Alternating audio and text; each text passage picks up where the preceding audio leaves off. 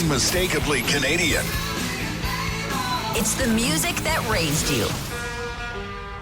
The artists raising the bar. Hi, this is Brian Adams. Hey, my name's Brett Emmons. I'm from the Glorious Sons. Hi, I'm Nelly Furtado. Made in Canada. The station that champions Canadian music. Loud, proud, and all yours. No passports required. Just press play. Tap into Made in Canada now on iHeartRadio.ca or the free iHeartRadio app.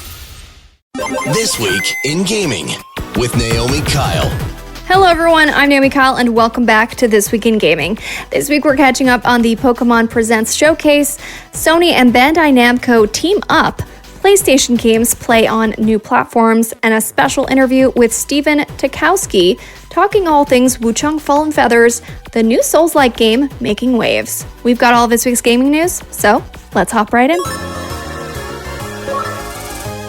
Pokemon kicked off the week with their Pokemon Presents digital showcase. The showcase featured updates for the wide swath of games, apps, and television shows that make up the Pokemon franchise. The presentation was about 24 minutes long, all while there was just a couple big reveals here and there, so I'll save you some time and just cover the highlights from the Pokemon Presents. The Gen 3 duo, Latios and Latias, are entering the fray as new playable characters in Pokemon Unite, and a new type of battle called Electrode Volleyball is playable now.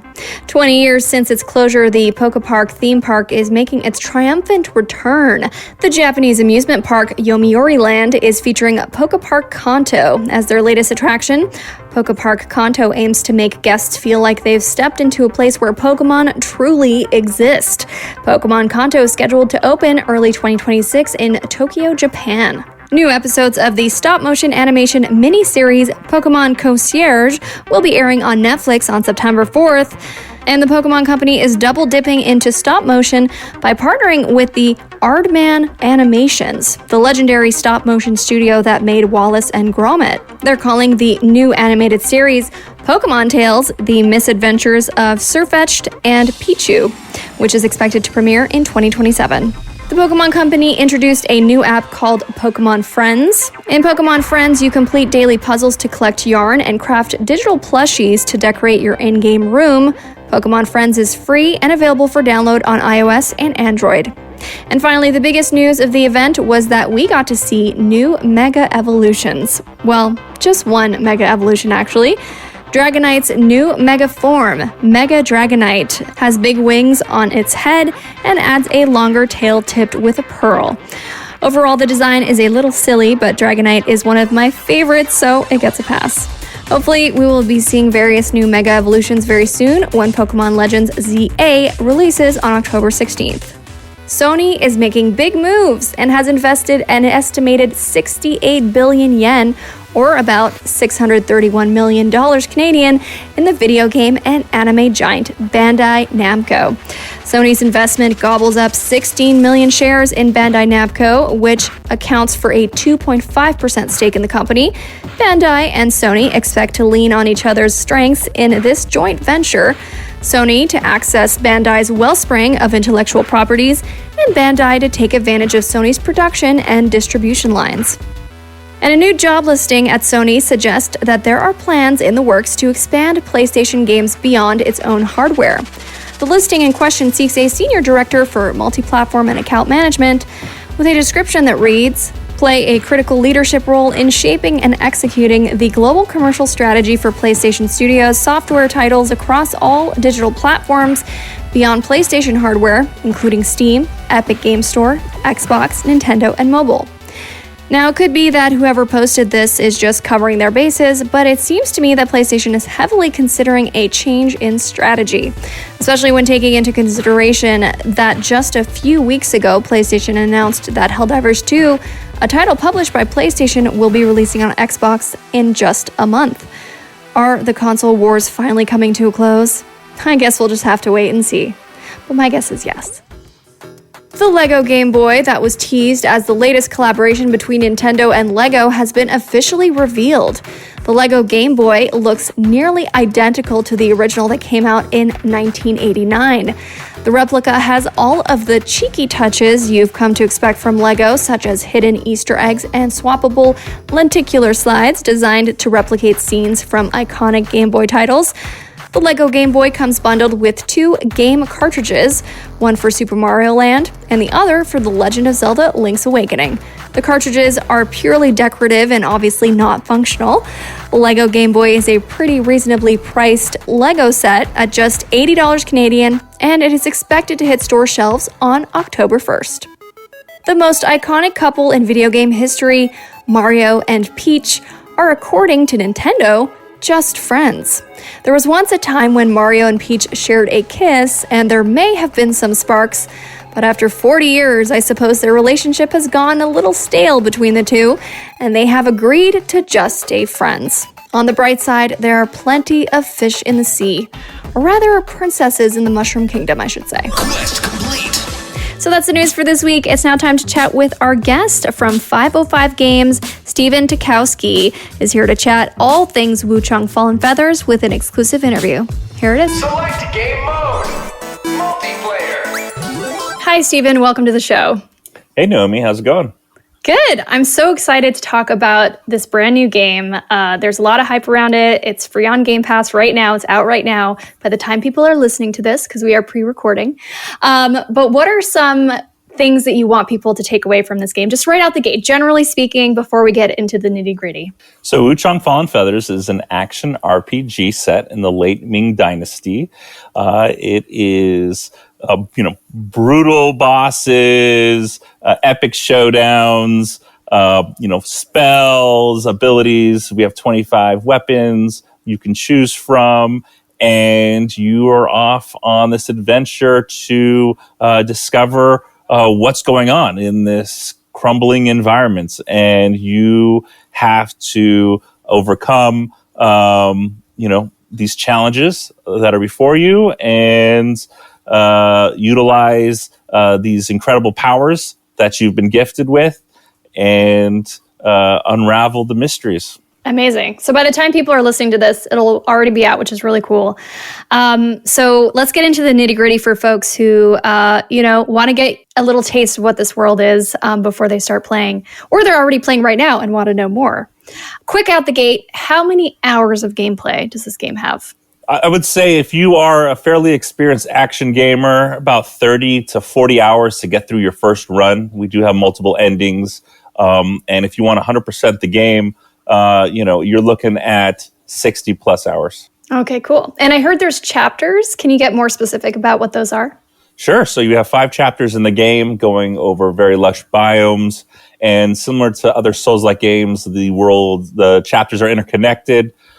And yeah, they go from, scenic, snow-covered mountaintops to swamp-like, environments. And you have to be prepared for each one with, we have quite an extensive set of outfits, and each are optimal for each different environment. Tell us actually more about some of the visual customization that you can do in the game. Sure. So we do have multiple outfits that you can wear in the game and mix and match to various parts of your body. You also have different weapons, and visually, they all have different animations. Yeah, I mean, there's no lack of outfits in this game. We also have an awesome deluxe edition, which includes 4 exclusive outfits. And as you progress through the game, as you defeat certain enemies, you'll unlock additional outfits, and you'll get them throughout the game. Do you have a favorite biome of yours that you got to check out in the game? I definitely enjoy, in the second chapter, the snow mountaintops. It's just amazing views and really fun enemies in that area. Do you like snowboarding or anything like that? Is that why you gravitated towards that one? I snowboard a little bit, but I mean, once you play the chapter and you see this area, you'll see how gorgeous it is, and you'll just see how everything blends together really nicely, and the gameplay is really fun, and the bosses are really awesome. Yeah, I can't wait to get more into the bosses, actually. But before we get to that, we're going to cut to Games Out this week, and we'll be right back. Games Out this week. Starting on July 29th, Day of the Shell and Tales of the Shire skip across all platforms. Achilles Survivor conquers the PS4, PS5, PC, Xbox One, and Xbox Series X and S. Grounded 2 enters early access on PC and Xbox Series X and S and is available day one on Game Pass. Mado Monogatari, Fia, and the Wanderous Academy casts a spell over PS4, PS5, and Nintendo Switch. On July 31st, Dead Take, Eartheon, Heartworm, and Machina all launch exclusively on PC. Haikyuu Fly High serves up on mobile devices. Cook Serve Forever and Ninja Gaiden Ragebound slices and dices on all platforms. And Time Flies buzzes onto PS5, PC, and Nintendo Switch. The Epic Games Store is offering 2 free games this week.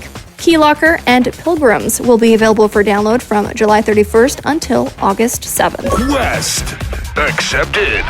And we're back. All right. So you were talking earlier about, first of all, yes, this game is absolutely gorgeous. I've been eyeing it. I've been watching the trailers.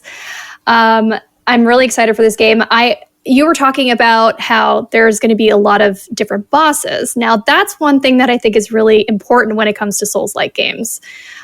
So what makes the bosses in this game unique? So we have a very diverse set of bosses in Wuchang Fallen Feathers. Some are towering the size of buildings.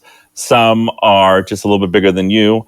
I would say style-wise, the game is set in the late Ming Dynasty. So very unique style. Also very unique boss fights. For instance, in one fight, it's the whole environment practically is attacking you and you're getting sucked in, and it's very different than your typical just rolling around and dodging. So you are going to have to change it up from boss to boss, and everything blends really nicely with the narrative, and you will experience, grotesque monsters, which, are going to have some really, wild attacks, and you're going to have some traditional, general fights and against other humans. So it's pretty diverse when it comes from boss to boss.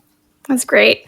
I do want to know, compared to other Souls-like, is there anything that does it do anything different from other Souls-like games? So Skyborn Might is, the bread and butter of unique mechanics. You know how most games you'll have like a mana bar. There is no mana bar. Instead, you have these shards of Skyborn Might. And as you execute perfect dodges, blocks, counters, you will gain charges of this Skyborn Might and use that to execute spells and techniques of weapon abilities.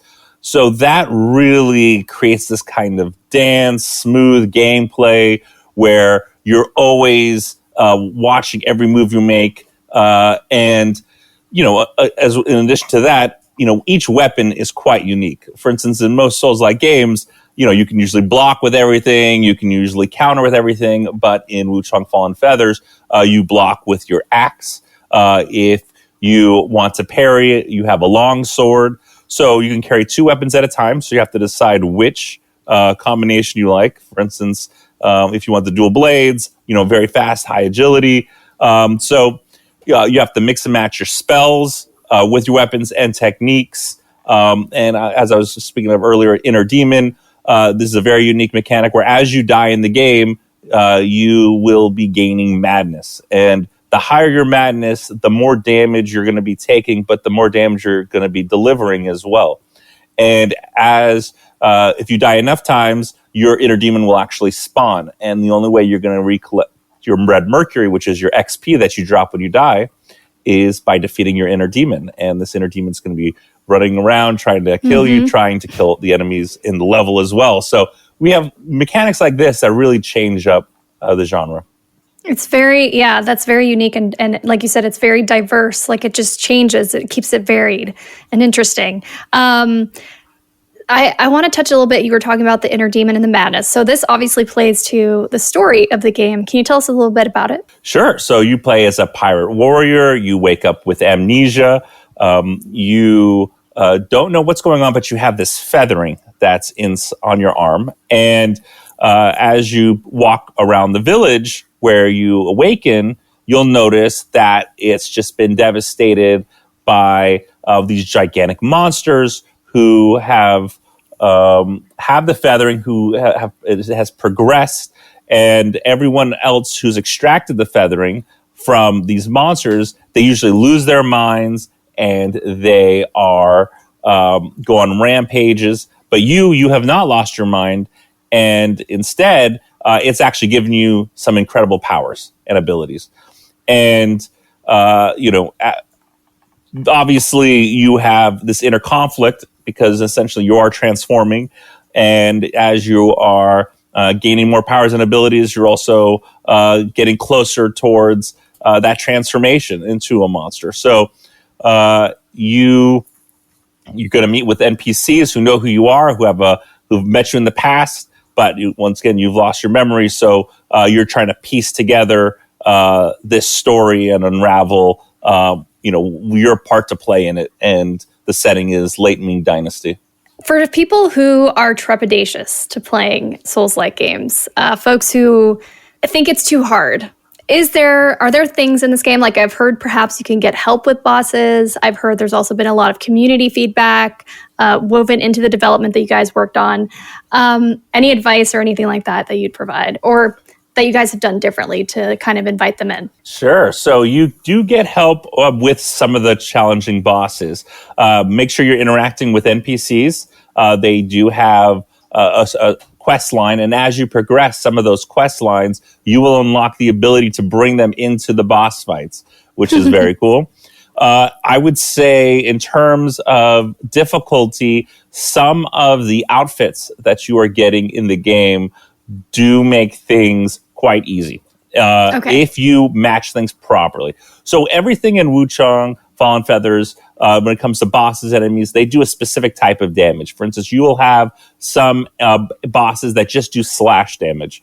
Now, instead of just having high armor, which is like a general number in a Souls-like game, you have to match up your damage resistance to the enemy that you're fighting. So if you have someone with high slash damage, you want to have high slash resistance. So you're going to look through your outfits. You're going to match up the resistances with the enemies you're facing. And you'll notice that if you have high resistances to specific enemies, they're doing way less damage. And the fights are far more manageable. Some of the early outfits that you can get, if you pick them wisely, you can significantly lower the damage you're taking in. And, leveling up is your best way to go about playing Souls-like games, especially Wuchang Fallen Feathers. So, grab an extra level or two before you jump into a fight and look out for those 5+ experience to stats. Essentially, you have 5+ strength, 5+ vitality. They're on the skill tree. Pick those up right before fights. They'll make a big difference. Amazing. On our scale of 1 to 10, how would you rate the difficulty? If we were to say 1 is like another Crab's Treasure, which is still pretty hard, and 10 being Dark Souls. I mean, even within Dark Souls, is it Sekiro? Is it Bloodborne? There's different difficulties. I would say I would put it in the 8 to 9 range. It's a fairly challenging game.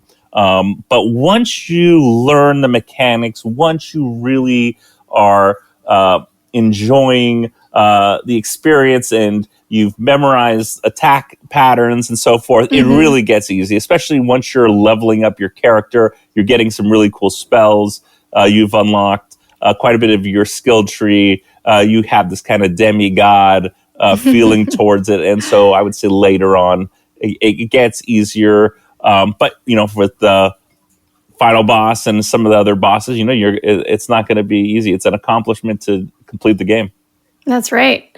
So it's up to you guys listening to see if you can take on the challenge. So I want to ask a bit about when folks are playing this game and when you have worked on this game, is there something in particular that you think folks will take away from this experience? I'm talking like more on a personal level, maybe from the story or maybe from the experience. I hope people take lots away from it. I think the narrative is quite strong. Usually in Souls-like games, there isn't a big narrative. And this really presents a unique culture. It presents a new, unique perspective on the Souls-like genre. I think people are going to walk away with a wonderful experience where, from customization and really getting to express yourself, there's going to be tons of photos taken of the character and shared online. So I think visually is gorgeous, and people are going to enjoy that. But, from the overall experience, we want people to take away accomplishment, that they have defeated an awesome game, another notch on the belt. And this is for the action RPG fans out there to really have a summer hit that they can put a lot of time into and enjoy. And we want to, let them experience that. And is Our Souls like your type of favorite game? Like, I know you work on it, so you kind of have to say yes. But are there some of your personal video games that have helped inspire you to work in video games in the first place? Sure. So I play all types of games, top games. Before I became the community manager for Wuchang and Terraria, I was a pro with Team Liquid, world champion in the Civilization franchise, Civilization 4, 5, 6, Revolution, and a few other games. And so strategy games, I'm used to. But ever since I was 4, I've been gaming, and I have completed quite a lot of games across all genres. So I'm just a fan of high quality games. So I would have to say what got me into the industry probably is like Civilization 4. Nice. But there's so many games that I love. That's a great game. Well, it was great meeting you, Steven. Thank you so much for being on the show. And I hope you'll be back to talk more about this game or maybe another one you're working on in the future. Sounds great, Naomi. Thank you so much for the time. Steven Takowsky is brand community manager at 505 Games. Check out Wuchang Fallen Feathers, available right now on PS5, PC, and Xbox Series X and S on Game Pass. Flawless victory! Continue! And that's This Week in Gaming. I'm your host, Amy Kyle. I had such a blast bringing you the news this week. Thank you so much for listening. Shout out to my co-writer, Josh Seaman, for helping put the show together every week. Don't forget to tag me on social to tell me what you think about these stories, and don't forget to let me know what you're playing. From all of us here at This Week in Gaming, we wish you a fun-filled week, and we'll see you again, same time, same place. Talk to you later. This Week in Gaming is an iHeartRadio Canada podcast. Subscribe to this podcast on iHeartRadio or wherever you get your podcasts. Download the iHeartRadio app for more podcasts just like these.